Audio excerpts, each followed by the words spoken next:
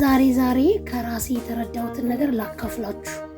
የምትመኙትን ነገር፣ የምትፈልጉት ነገር የእናንተን ሰላም ሊነሳ አይገባም።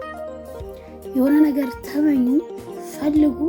በነገራችን ላይ ከጸሎትን በፊት ከሁሉ በፊት የምትፈልጉትን ነገር ማወቅ አለባችሁ አይደለ? ለዛ ለምትፈልጉት ነገር ነው ስራ፣ ተግባር፣ ጸሎት የምታደርጉት። ሁሉ ነገር ስቴፕ ባይ ስቴፕ አለው። ግን የምትፈልጉትና የምትመኙት ነገር የእናንተን ሰላም ሊነሳ አይገባም። ለምን ይሄ ነገር ካልሆነ ብላችሁ ከዛ ነገር ጋር አትታገሉ። ለዛ ነገር የሚያስፈልገውን ነገር ስራም ይሁን ጊዜ፣ ትኩረት ስጡ። ከዛ ውጭ ትውት አድርጉት፣ እርሱት ነው ብላችሁ መድኃኔዓለምን እርሱት። ብቻ ከእናንተ የሚጠበቀውን ነገር አድርጉ። በጸሎትም ጠይቁ። ከጸሎት በፊት ፍላጎት ይቀድማል ብያለሁ።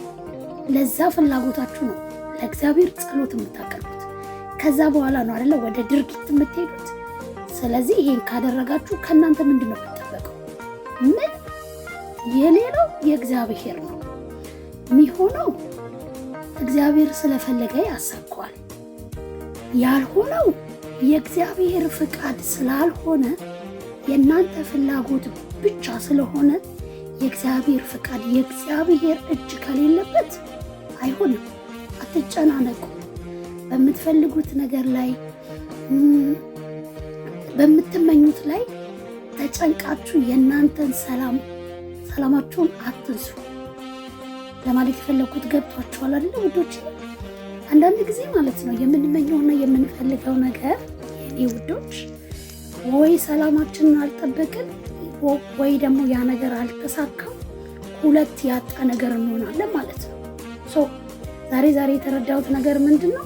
እኔ አንዳንድ ጊዜ እግዚአብሔር ነው የምላችሁ የሆነ ነገር ፈልጌ ተመኝቼ መጀመሪያ ፍላጎት፣ ከዛ በኋላ እግዚአብሔር ይሄ ያንተ ፍቃድ ይሁን ብዬ ጸልያለሁ።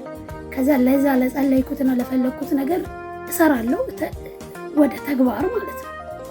ከዛ በኋላ ረሳዋለሁ። በቃ ያንን የምፈልገውንና የምመኘውን ነገር በአይምሮዬ ዝም ብዬ አላብሰለስልም። ረስቼው የሆነ ሰዓት ላይ ሆኖ አገኘዋለሁ። ውይ ለካ ይሄን ነገር ተመኝቼ ነበር የምልበት ጊዜ አለ።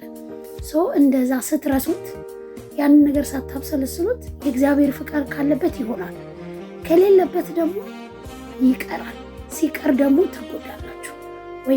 ወይ ከፍላጎታችሁ አልሆናችሁ፣ ወይ ከሰላማችሁ አልሆናችሁ። ስለዚህ የምትፈልጉትን ነገር ያለ መጨናነቅ ይሆን እላለሁ። አመሰግናለሁ።